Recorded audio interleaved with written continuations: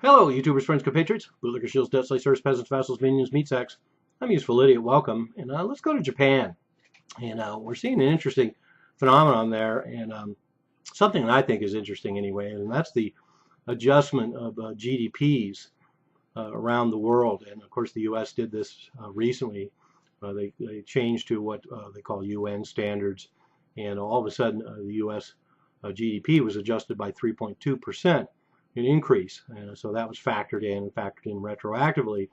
And so we're seeing the same thing in Japan, and right now they're going to apply new UN standards for compiling national accounts, and it's going to be retroactive. So it's going to go back and cover most of the Abe since his re-election in 2012, or his election in 2012, and now 2013, 2014, 2015, all the GDP will be revised, and it also gives Japan a lower debt to GDP ratio, which they can really use since they have the highest one in the world, I believe, and astronomical, some 300% or somewhere thereabouts. I've lost track over the years.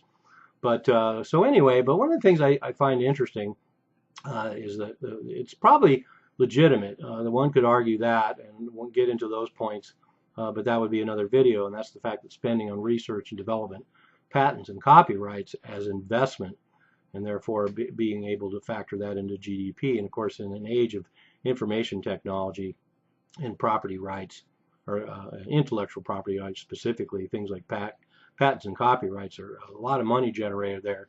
So like I say, I'll leave the argument about whether that's a justifiable portion of GDP to another argument. But research and development, same thing. Once it reaches the public sector through the private sector, then maybe so, but I don't know, that's debatable. But in any case, one of the things I find interesting about this, of course, is the fact that the government is known for, if they don't like the results, they just change the formula, they just change the math. If somebody doesn't like the policy, they don't change the policy, they just hire a new public relations firm, or they figure out another way to approach the numbers. And for example, changing the way that unemployment is done. So we have an unemployment rate now somewhere between 3 and 5%, whatever it is right now, 4%.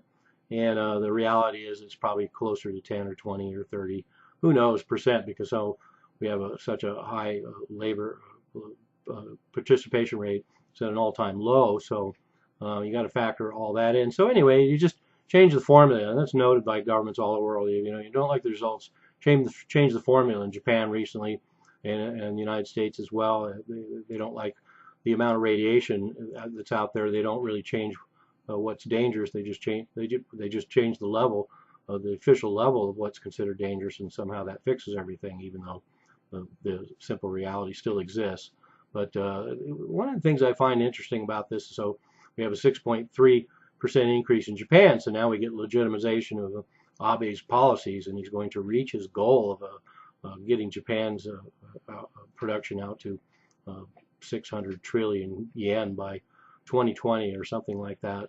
And so anyway, this is a great validation for him, and all he had to do is do a little whipping the magic wand and do some magic mumbo jumbo and some words in Japanese, and all of a sudden the Japanese economy is thriving at a breakneck pace with this increase of 6.3%.